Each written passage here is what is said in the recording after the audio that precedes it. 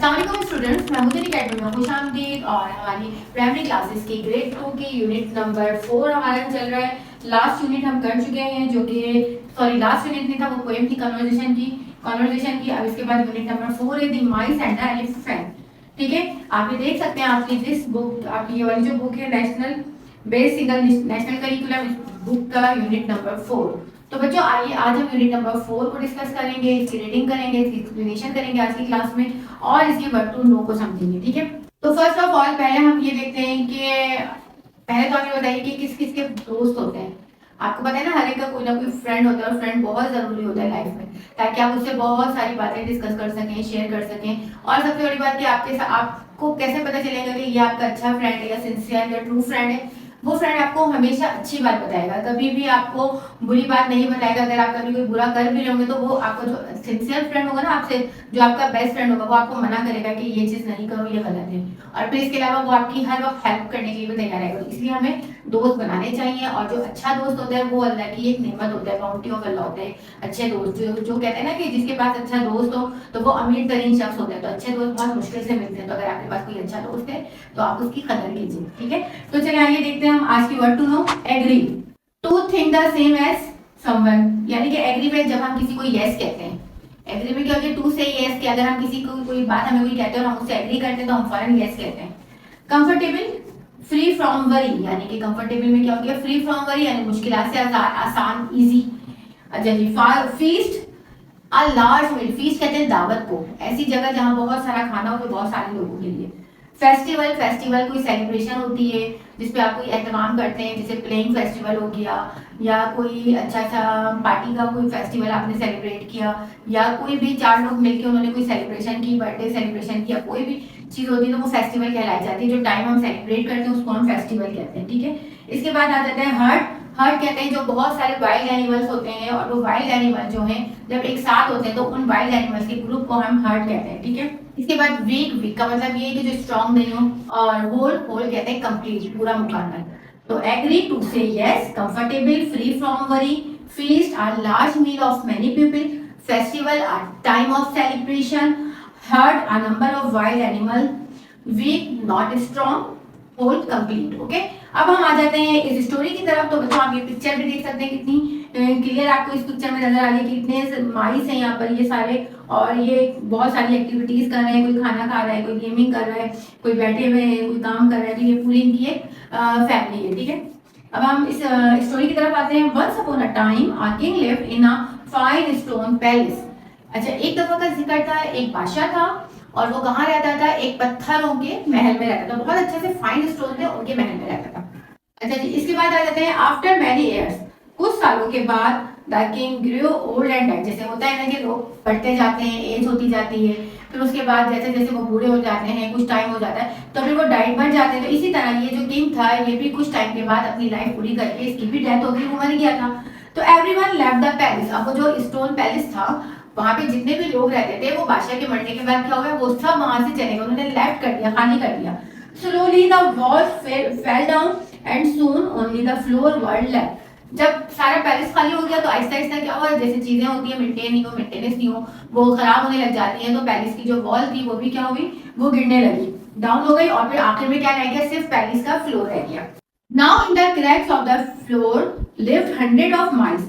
अब इस तरह पैलेस का जो फ्लोर था उसमें क्रैक्स आ गए, कहीं कहीं दरारें सी आ गई, कहीं कहीं वो खाली बीच से होल होते हैं उनमें। और फिर उन क्रैक्स में कौन रहने आ गए, बहुत सारे चूहे। 100 ऑफ का मतलब बहुत सारी तादाद में वो चूहे आ गए और वो रहने लगे। They live with their sons and grandsons, their grandfathers and their grandmothers, यानी पूरी चूहों की फैमिली, यानी उनके बच्चे, बच्चों के बच्चे, उनके पोते पोती, यानी उनके दादा दादी, दादा, इस तरह बहुत सारी उनकी पूरी एक जनरेशन टू जनरेशन वो मिलकर रहने लगे। अच्छा जी, and they were all very comfortable, और वो सब उस पैलेस के फ्लोर में रहते थे और वो बहुत आराम से रहते थे, उन्हें कोई परेशानी नहीं थी, दुख नहीं था, आराम से इजी वो रहते थे। फिर वो करते क्या थे, वो ड्रामास करते थे, एक्टिविटी करते थे, प्ले करते थे, फेस्टिवल करते थे, बहुत सारी एक्टिविटीज, और दे वर ऑल वेरी हैप्पी। और वो सब क्या थे, बहुत खुशी से रहते थे, बहुत हंसी खुशी, यानी कि समझे कि वो पैलेस जो है वो जो माइस थे, चूहे थे, उनकी एक वो कंट्री बन गया, उनके लिए वो एक पैलेस बन गया जहां वो आराम से बगैर किसी की प्रॉब्लम डिस्टरबेंस के अपनी लाइफ को हैप्पीली रन करते थे। अच्छा, the name of the palace was a large land और पैलेस के करीब ही एक बहुत बड़ी सी झील थी। One day the hot weather, अच्छा एक दिन क्या हुआ कि इतना, जैसे अक्सर होते हैं जून जुलाई अप्रैल मई के मंथ होते हैं बहुत हॉटेस्ट होते हैं, तो इसी तरह जहाँ ये पैलेस था वहां पे एक बड़ी सी झील थी और उस वक्त एक बहुत ही, उस दिन जो है बहुत गर्म वेदर था, हॉट वेदर था। The elephant king came there with his herd to drink water, अच्छा एक एलिफेंट किंग जो हाथियों का बादशाह था वो आया गर्मी की वजह से झील में पानी पीने के लिए और अपने साथ हर्ट यानी पूरे अपने ग्रुप को लेकर आया हाथियों के। अच्छा, the whole herd walk all over the floor of the palace, और वो तमाम हर्ट जो उसका हाथियों का ग्रुप था वो फ्लोर पे रन करता हुआ जाता था। उनका जो रास्ता था वो पैलेस के, यानी कि वो पैलेस के फ्लोर से गुजर के झील पे जाते थे, वहां से भी आते थे और भी रास्ते थे, लेकिन जो हाथी थे वो पैलेस वाला रास्ता यूज करते थे। और जब वो हाथी चलते थे तो क्या होता था, उनके चलने से कितने सारे जो माइस थे, चूहे थे, वो क्या होते थे, वो मर गए थे। अच्छा जी, the mice were very sad, और वो जो तमाम चूहे थे वो बहुत उदास हो गए थे, उनके साथी कितने सारे जो थे वो मर गए थे। फिर उन्होंने क्या किया, दे हैड अ मीटिंग, उन्होंने एक मीटिंग अरेंज की। This elephant will kill us all, वो कहने लगे ये तमाम एलिफेंट तो हमें मार देंगे। दे क्राइड, वो रोने लगे। व्हाट शैल वी डू, तो हमें क्या करना चाहिए। Some of the mice went to the elephant, फिर उन्होंने सोचा कि हमें जो है उनसे हमें क्या करना चाहिए। तो उन्होंने बहुत सोचा कि उन्होंने सोचा कि हम कुछ चूहे जो है अक्लमंद से बड़े बड़े चूहे मिलके हाथी के पास जाते हैं। तो फिर कुछ चूहे जो थे वो हाथी के पास गए।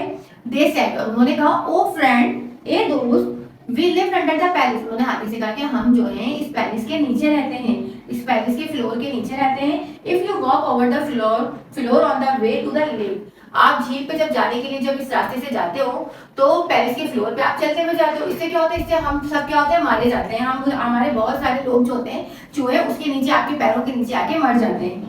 Please go along another path, वो कहते हैं आप जरूर जाएं, लेक पे जाएं, पानी पिए, लेकिन आप उसके लिए कोई दूसरा रास्ता यूज करें, एक और रास्ता भी झील में जाने का।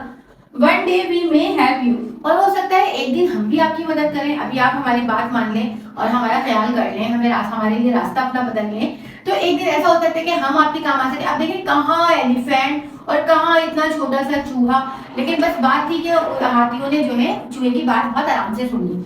The elephant king and his herd listen to the mice and agree to use another path, फिर हाथी ने क्या किया, कहा जो हाथियों का बादशाह था उसने उन माइस की पूरी बात सुनी चूहों की, और फिर उन्होंने बहुत ध्यान से उनकी बात सुनी और उसको समझा, और उसके बाद उन्होंने दूसरा रास्ता यूज कर लिया। अच्छा जी, ये हो गया। इसके बाद इसके बाद क्या होता है, one day the elephant king and his herd were trapped in the forest by some hunter, अच्छा इस तरह टाइम हो गया, गुजरता गया, हाथी आते झील के लिए दूसरा रास्ता यूज करते, फिर वो सारे हाथी चले जाते, लेकिन चूहे सेफली अपनी लाइफ में बिजी थे।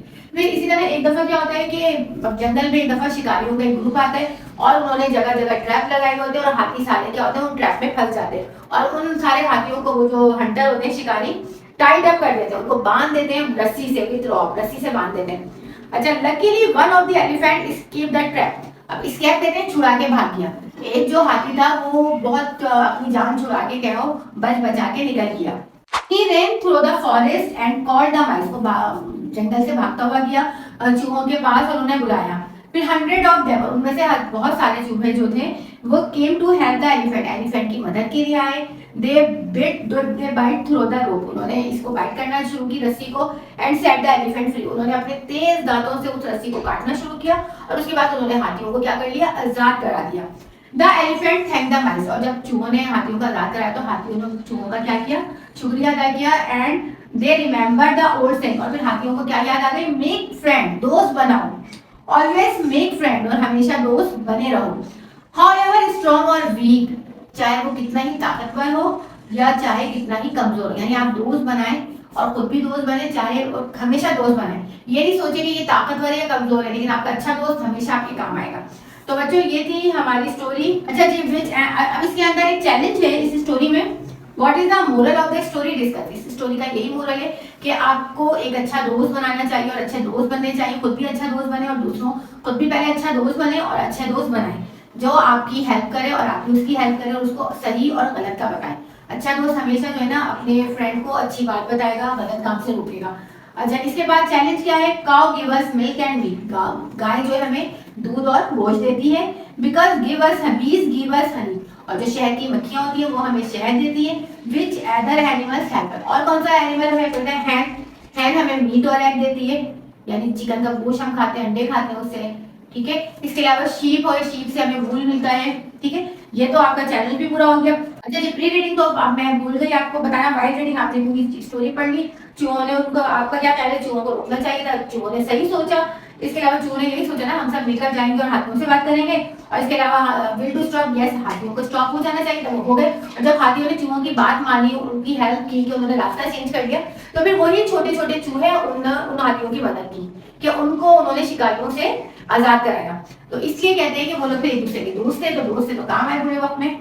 अब ये एक्सरसाइज जिसकी हम स्टार्ट करेंगे, लेकिन इस चैप्टर की रीडिंग हमने कर ली है, जो कि थी माइस एंड द एलिफेंट थी। और इस स्टोरी से हमें ये पता चलता है कि हमें दोस्त बनाने चाहिए और हमें अच्छे दोस्त बनाने चाहिए, और खुद भी हमें अच्छा दोस्त बनना चाहिए जो किसी के काम आए और किसी को अच्छी सही और गलत का फर्क बताए।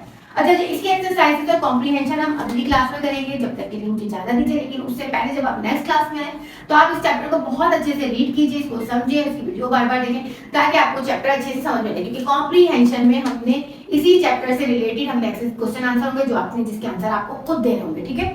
तो इस एक्सरसाइज की तरफ आने से पहले आपने चैप्टर को बहुत अच्छे से समझना है, ठीक है। तो उसका तरीकेकार यही है कि आप बुक भी साथ साथ पढ़ें और साथ साथ आप इस मेरी स्ट्रक्चर्स को और इस क्लास को बार बार देखते जाएं, ताकि आपको बहुत अच्छे से समझ आ जाए, ठीक है। अच्छा जी, अब मुझे इजाजत दीजिए, लेकिन जाने से पहले आप बिल्कुल नहीं भूलेंगे वीडियो को लाइक करना, शेयर करना और चैनल को सब्सक्राइब करना। इसके साथ साथ आपने अपना बहुत सारा ख्याल रखना है। इजाजत दीजिए मुझे, अल्लाह हाफिज।